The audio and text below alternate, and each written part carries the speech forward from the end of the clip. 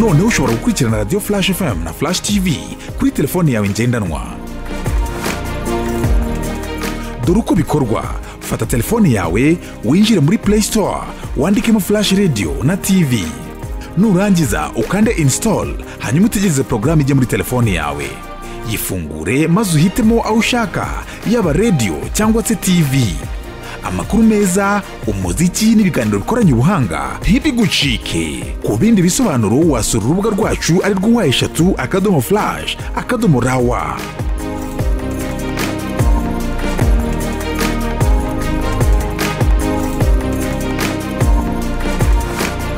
Ubu noneho ushobora gukurikirana Radio Flash FM na Flash TV kuri telefoni yawe ngendanwa. Dore uko bikorwa: fata telefoni yawe winjire muri Play Store wandikemo Flash Radio na TV. Nurangiza ukande install, hanyuma utegereze programu ijye muri telefoni yawe. Yifungure maze uhitemo aho ushaka, yaba radio cyangwa se TV.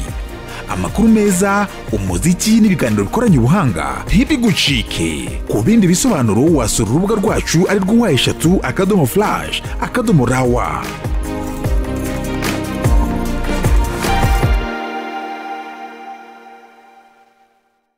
Flash Business ni ikiganiro kibumbatiye amakuru y'ubukungu, kiraguhuza n'inzobere n'abajyanama mu by'ubukungu ndetse n'ishoramari. Abafite za business nama, iyi niyo nzira imwe rukumbi yo kuguhuza n'abakiriya maze ishoramari ryawe rikaguka.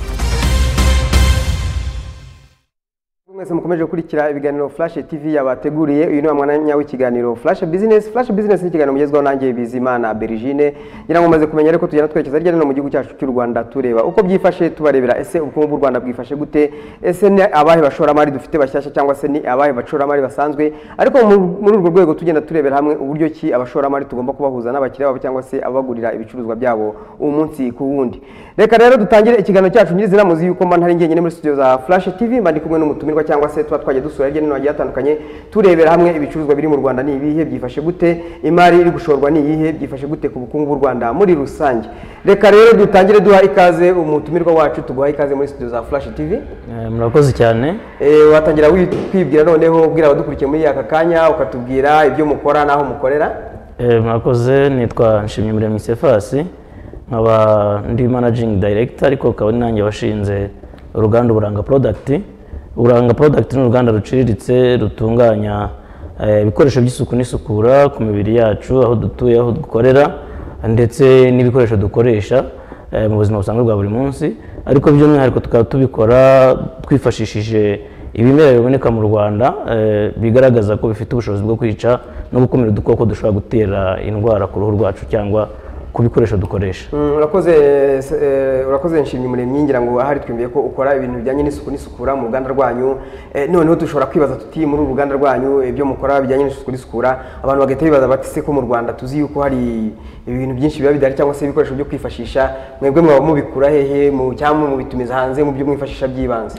Murakoze cyane, icyo nicyo kintu nahereyeho mbere yo gutangiza uruganda rukora ibikoresho by'isuku n'isukura, cyane cyane ko nabonaga mu Rwanda inganda zihari ari nkeya, ugasanga nk'uko imibare bigaragaza hejuru ya 80%, hagati ya 70 na 80% ibikoresho bikoreshwa n'abaturarwanda by'isuku n'isukura biva hanze. Nicyo kibazo rero cya mbere nari nje gukemura, ariko nshaka n'agafaranga kugira ngo ubuzima bwanjye n'ubw'umuryango wanjye buzamuke. Ibikoresho dukoresha, impamvu ndimo kuvuga ibyo byatsi, ni ibyatsi biboneka mu Rwanda. Buriya mu Rwanda hari amoko akaba muri 300 y'ibyatsi byifitemo ireme ryo kuvura, byanakoreshwaga n'abanyarwanda bo hambere. Ariko icyo nakoze ni ukubikora no ku buryo buri moderne cyangwa bugezweho, aho kugira ngo umuntu ajyane inyabarasanya, igifuraninda cyangwa igikakarubamba mu nzira nahura n'ikibazo gisige ku ruhu rwe, ahubwo kigakorwamo isabune yo gukaraba, kigakorwamo amavuta yo kwisiga, kigakorwamo glycerine. Ibindi bikoresho rero twifashisha nk'uko mubibona biri mu macupa. Aya macupa wenda niyo tugiraho ikibazo, ariko nacyo tubona ko hamwe na leta y'u Rwanda igenda ibishishikariza abashoramari, hari inganda zigiye gutangira kujya zibikora ku buryo noneho made in Rwanda usanga ari kiri mu icupa kiva mu gihugu ndetse n'icupa gipfunyitsemo. Wenda tukiri aho ngaho gatoya, uvuze ko mu gifite ikibazo cy'imbogamizi z'amacupa cyangwa se ibyo mufungamo ibyo bicuruzwa byanyu bijyanye n'isuku n'isukura, tukibaza tuti noneho muri aka kanya ibicuruzwa byanyu bihagaze kuri standard cyangwa se ku buhe buziranenge, ese muba mukorana n'ikigo kibishinzwe kibifite mu nshingano zabyo kugira ngo muba munadukurikiye abashe kumenya ibyo mukora, hanyuma nyuma y'aho ngaho nanone uze utubwira ese habaye imurikagurishwa ry'ibikorerwa mu Rwanda bya made in Rwanda, hari ibyo baba waritabiriye, hari ibihembo award baba warabonye, byaba byifashe bite? Burakoze cyane. Burya ubuziranenge ni ikintu cya mbere ku gicuruzwa, ariko kikaba na tools ya marketing cyangwa se icyerekana ko ibyo ukora bikwiye gukoreshwa n'abantu. Mu Rwanda rero dufite amahirwe kuko hari ibigo byatangiye, ari ikigo kimwe Rwanda Standard Board, tunashimira ku ruhare rurimo kugira ngo inganda ntoya n'iziciriritse mu Rwanda zibashe gucuruza ibyujuje ubuziranenge kandi abanyarwanda bakenera. Icyo kigo twakoranye guhera 2015, ubu ngubu muri product ubwoko 8 enye muri zo, kubera ko n'urugendo rurerure hari byinshi bagenda bakugiraho inama kugira ngo ukosore, ariko nanone bakayikugira ukora muri product 8 enye kimaze kwemeza ko mu bipimo byapimwe kandi nizo twari twaratanze zujuje ibisabwa n'amabwiriza y'ubuziranenge, zikaba ziri ku isoko. Kandi hajeho n'ikindi kigo nacyo cyiza cyitwa Rwanda FDA, nacyo kirimo kugenda gifasha ba rwiyemezamirimo kugira ngo batange ibyujuje ubuziranenge, n'amasoko tubona hanze nayo abashe kwaguka, ariko tujyana ibyujuje ubuziranenge nacyo ubu turimo gukorana kandi ku rwego rwiza, kidufasha mu kubona donc formule nyazo. Niba tugeze mu gihe cya Covid tukaba tugomba guhangana nayo, kikavuga kiti dore formule zakwiye gukoreshwa kugira ngo sanitizer zajya ku isoko, zijye ku isoko zuje ubuziranenge. Kije vuba ariko turimo turakorana neza. Ibyo bigo rero uko ari bibiri, n'ikindi kigiye kuza cyitwa Rika, nacyo tuzakorana kugira ngo turusheho gukora ibicuruzwa byujuje ubuziranenge. Tumaze kugira 8, ariko duteganya kuzakora ubwoko bugera muri 36 kuko domaine ya cosmetic irimo ubwoko bwinshi ushobora gukora kandi bushobora gufasha ababukeneye. Noneho dukomeje twari turi kuvuga ibijyanye n'imurikagurisha mu bicuruzwa byanyu. Abanyarwanda mu rwego bagezeho rwo kwitabira cyangwa se gukunda ibikomoka mu gihugu cyacu cy'u Rwanda, mwebwe nkamwe muri iyi business mubona bihagaze bite? Murakoze cyane. Byatangiye bigoranye, ndabyibuka tugitangira byari bigoranye kugira ngo umunyarwanda yumve ko yakoresha isabune y'uburanga, akoresha amavuta y'uburanga ya Bojeri cyangwa glycerine y'uburanga cyangwa ibindi bicuruzwa bikorerwa mu Rwanda.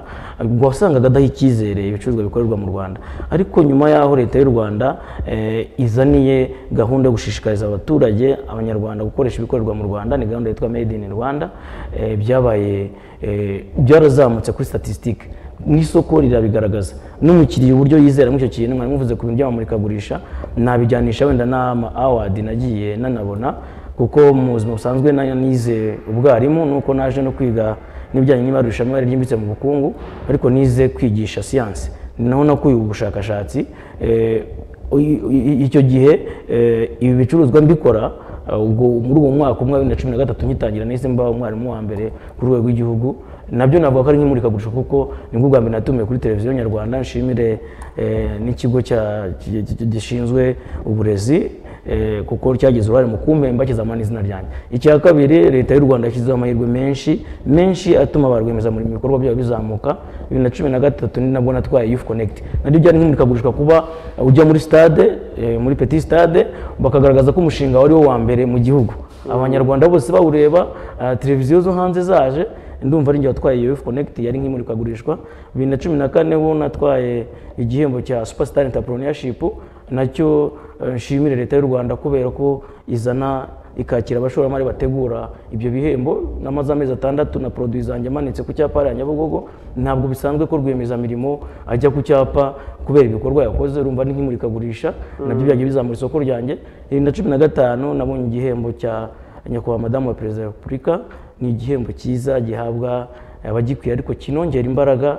Nanamushimira ndetse n'umukuru w'igihugu uburyo nabo bafasha ba rwiyemezamirimo bato, ndetse n'ibindi bihembo nagiye mbona byo ku rwego mpuzamahanga. Ariko nimurikagurisha aho ritangiriye rya Made in Rwanda nshimira Minisiteri y'Inganda, ikigo gishinzwe ishoramari mu Rwanda, Rwanda Development Board, yanampaye n'inkunga mu gukora ubushakashatsi ku byatsi nkiga muri kaminuza, nacyo iyo gifatanyije na Minisiteri y'Inganda mu gutegura amamurikagurisha ya Made in Rwanda, kubera ko tuba turimo twenyine tubona umwanya wo kuganwa n'abanyarwanda tukabasobanurira. Aho izo gahunda z'imurikagurisha nabwo nagiye mbonamo ibihembo mu imurikagurishwa nka Best Young Exhibitor mu ntara y'Amajyaruguru, nagiye mbibona birahari, wenda ubutaha tuzazana ayo mahawadi yose nagiye mbona. Iryo murikagurisha rero leta y'u Rwanda itegura ririmo rirazamura imyumvire kuri Made in Rwanda. Yego, none reka dukomeze ikiganiro cyacu ni Flash Business, ndagira ngo noneho tubwire abanyarwanda badukurikiye muri aka kanya mu bijyanye n'imiterere y'ibintu tubona ko hano kuri aya meza, bashobora kuba wavuze ko hari ibikorwa mu bikomoka mu gihugu cyacu cy'u Rwanda, watunyuramo wenda nko muri bikeya bishoboka nk'ibyo byaba bikozemo, ukatubwira n'unadukangurira uburyo ki n'abandi banyarwanda bashobora kubyifashisha kugira ngo babashe kubisigasira. Hari igihe buryo umuntu ashobora kubona igihingwa runaka ntamenye umumaro wacyo, ariko mu by'ukuri gifite undi mumaro, ku buryo nta muntu udukurikiye uteganya kuba yakora ibikorwa nk'ibyawe nawe yabyifashisha. Murakoze cyane. Iyi sabune mubona isa gutya yitwa uburanga Habo Soap. Ni isabune ikoze mu gikakarubamba, harimo amoko agera mu 8 y'ibimera, ariko byapimwe nk'uko nababwiye mfashijwe na Rwanda Development Board, bigaragaza ko byifitemo ireme ry'ubuvuzi. Icyo gikakarubamba ubundi kigira vitamine guhera kuri A kugera kuri C, ni vitamine uruhu rukenera, uruhu narwo rukenera kurya kugira ngo narwo rushishe rukore neza. Ijyana rero n'aya mavuta yitwa uburanga Habo Jelly, nayo ni meza, murabona ko binasa. Iyo ubikoresheje rwose ni nk'uko wamara kurya ibiryo ukanywa amazi, umubiri wawe ukagenda neza. Byumvikane rero abanyarwanda, igikakarubamba ni igihingwa kizwi ariko giteshwa agaciro. Ufashe nka vaze nk'eshanu kigira n'indabo nziza ukazihinga ku rugo, igikakarubamba turakigura, hari abaturage bitunze, hari amakoperative arimo kugihinga mu karere ka Gakenke ku nkunga ya nshimira Roda, ku nkunga ya RCF, twahinze igikakarubamba ku buso bwa hegitari 2. Muri Afurika ntabwo bisanzwe. Kandi wenda iminota yacu ni mikeya, uragenda unyuramo wihuse kugira ngo ndabashishikariza kandi Castro Oil. Nta muturage utagira ikibonobono mu murima we. N'ubu ngubu imodoka twazanye irabipakiye, tuvuye kubishaka za Gashora.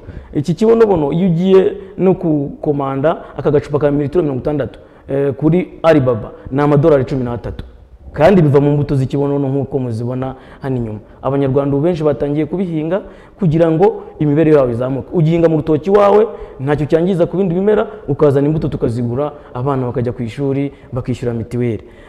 Dufite kandi uburanga shampoo, nayo iva mu gikakarubamba. Dufite uburanga Vaseline. Uburanga Vaseline nayo ni amavuta meza yo ku ruhu. Tukagira uburanga Glycerine, murabona ko nubwo zidasa ariko zose zikora bimwe, nayo irimo igikakarubamba.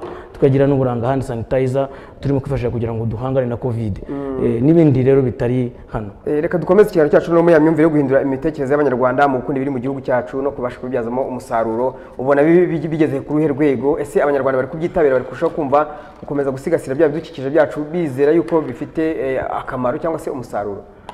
Ngiye nkurikije aho natangiriye, nkagira n'amahirwe yo kuba leta idufasha itangazamakuru muduha umwanya nk'uyu. Abaturage rwose ubu hasigaye yumva ko guhinga ibyatsi, imbere barabiranduraga bakabura aho babitwika bikangiza ibidukikije, ariko barabona inyabarasanya akayibungabunga, yabona ikibonobono akakibungabunga, yabona igikakarubamba akakibungabunga, bizagera naho biba ibihingwa byunganira ibihingwa ngandurarugo cyangwa se ngengabukungu. Numva ko imyumvire irimo kugenda izamuka, tubibashishikariza babonamo amafaranga nabo bakabihinga, kuko ntabwo babihinga nta mafaranga babona. Ibicuruzwa byawe bicuruza no mu gihugu cyacu cy'u Rwanda, ese wabuteganya iki kugira ngo bibashe kwambuka imipaka bigiye no mu ibindi bihugu cyangwa se byatangiye kujyayo? Murakoze cyane. Ubu tuvugana rwose urebye kuri Facebook yanjye mfite abantu barenga 1000 badusaba kuduhagararira hanze. Iyi covid yaje dufite komande y'amasabune 8,000 bya buri kwezi, aya y'uburanga Habo Soap muri Amerika. N'umukiriya twangije kudiringa, twari dufite umuntu ushaka kuduhagarara muri Gabon no kuri mail wabibona, yarangije no gufungura no gushyira ibicuruzwa byacu za Afurika y'Epfo gutyo. Numva ko hari aho twari dufite byacuruzwaga nka Uganda, Congo, mu bihugu bitwegereye, mu Burundi byarambukaga bikagerayo, kubera ko dufite abacuruzi bagera muri 500 mu gihugu no ku mpera z'u Rwanda hariho hose bari abacuruzi bacu, biroroha rero gukorana ubuhahirane produit zacu zikisanga mu bihugu byo hakurya. Ariko n'abandi babikeneye nabo turimo turaganira nabo kugira ngo baduhagararire hirya no hino mu gihugu twe gucururiza mu Rwanda gusa, ahubwo tubicuruza mu okay, murakoze cyane. Mu bijyanye noneho n'ubunararibonye ufite mu gukora ibi bintu byose bagiye utubwira cyangwa se bagiye utwereka, noneho turibaza tuti ese uri umuntu umwe wenda wize ibyo bintu cyangwa se urabisobanukiwe cyane, ariko none ntabwo wakwikoresha wenyine. Ese kugeza ubu ngubu ufite abanararibonye bangana iki baba bagufasha gukora ibicuruzwa? Ese ni Abanyarwanda?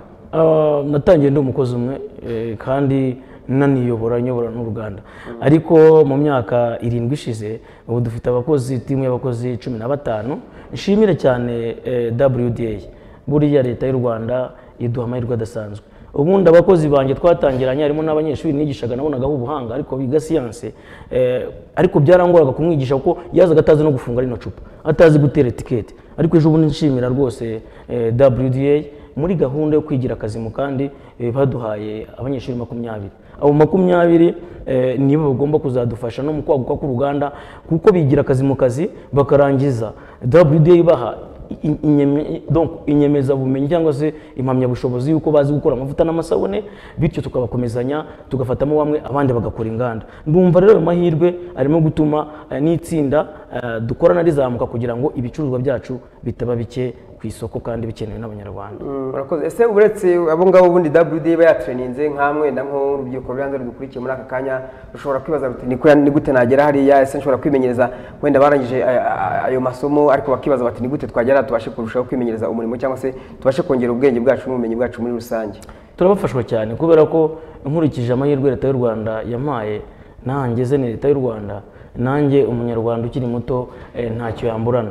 Turabafasha, hirirwa abashaka kuza, nuko cosmetic tari yakundwa cyane, abantu bari bamenye ibanga ryayo, iravuna ko kungura, ariko baraza nuko twahawe nawe amahirwe ya WDA na mbere barazaga bakamenyereza umwuga. Harimo n'abamaze gushinga inganda zigera muri 4 baciye iwanjye mu Buranga product, kandi ibicuruzwa byabo nabyo bikaba biri ku isoko. Hari gahunda cyangwa se imbogamizi abantu tujya duhura nabo cyangwa se abacuruzi batandukanye bacuruza ibikomoka hano mu gihugu cyacu cy'u Rwanda, ubwo ndavuga made in Rwanda, ariko none ugasanga bavuga ko ibicuruzwa byabo bitamenyekana, aho gusanga Abanyarwanda bamenya cyane ibyo mu mahanga kurusha ibyo mu gihugu cyacu cy'u Rwanda. Ese nkamwe muri aka kanya mwebwe muri gukora iki kugira ngo bya bicuruzwa byanyu birusheho kumenyekana no gukundwa muri rusange? Ibyo uvuze ni ukuri, buriya marketing ni ikintu gikomeye n'amahanga nicyo turusha. Donc abanyenganda mu bihugu byo hanze baza agaciro ko kwamamaza, baza agaciro ka Flash TV, baza agaciro ka kizindi televiziyo cyangwa n'imitangazamakuru, ariko Abanyarwanda bitewe wenda n'ubushobozi buke dutangirana, ko dutangira inganda dufite amafaranga make. Nkanjye natangiye mfite 2,000 mu mufuka, ndi bubiguramo isabune, urumva se nari kubonamo amafaranga yo gushyira kuri budget yo kwamamaza. Ariko n'impamvu izatuma dukomeza guhangana n'ibicuruzwa biva hanze ku isoko kugira ngo n'Abanyarwanda babimenye, ntabwo yagura icyo atazi, icyo atakanguriwe. Twagakwiye kujya tumenya gushyira bije. Niba ufite miliyoni ugiye gushora ukamenya ngo ni iyihe pourcentage, ni kangahe ku ijana nashora mu kwamamaza kugira ngo cya gicuruzwa gikundwe, kuko n'umukobwa wabuze umuranga buriya ngo yigumira iwabo, niyo yaba ari mwiza ate ahera iwabo rwose. Noneho twumvisha urugendo rwawe igihe watangiye gucururiza ukiva mu ishuri, twumvisha amawadi wagiye ubona, none ubu ngubu intumbero yawe muri aka kanya ni iyihe? Ugeze kuri rwego kuvuga ngo mverengere ugereranyije n'izindi nganda tubona hirya no hino mu gihugu cyacu cy'u Rwanda? Nta ruganda rutagira projection, nta ruganda rutagira kuvuga ngo ejo nzaba ndi hehe. Buri mwaka tugenda tumenya aho tugeze. Niba naratangiranye umucuruzi umwe tukaba tugeze ku bacuruzi 500, naratangiranye umukozi umwe tukaba tugeze kuri 15. Ubundi vision y'uruganda Buranga product ni ukuba igisubizo cy'isuku n'isukura muri Afurika ndetse no mu bihugu by'i Burayi na za Amerika. Numva ko rero mu myaka 5 iri imbere duteganya ko uruganda rwacu haba mu bakozi bazaba bageze ku bakozi 50, urumva ni benshi kandi bize. Ikindi kandi ku ishoramari nabwo mu mufuka zaba harimo akantu, dutanga imisoro neza, twubaka ubukungu bw'igihugu cyacu, ku buryo uruganda Buranga product ruzaba rufite uruhare rwo kugabanya byibura 20% ka produit cosmetique cyangwa se ibicuruzwa bikoreshwa mu isuku n'isukura biva hanze. Wenda twerekera ku musozo w'ikiganiro cyacu, dushobora kwibaza tuti nibyo koko mufite intumbero cyangwa se ibyo mushaka kugeraho. Noneho tugaruka inyuma gatoya, wagiye gukorera i Musanze. ese wasanze Musanze ari ushobora kubona bya bintu ushobora kwifashisha byihuse kugira ngo ubashe gukora za produit? Ntabwo ari ugutaka Musanze, buri Musanze bajya bavuga ngo ni waba w'amafu n'amafunguro, hafasha n'abantu kuruka mu mutwe, agakora business yumva harimo akayaga, mujya mubona mu kintu cy'akayaga kamanuka kagera mu buranga product, ariko ni waba w'ibyatsi.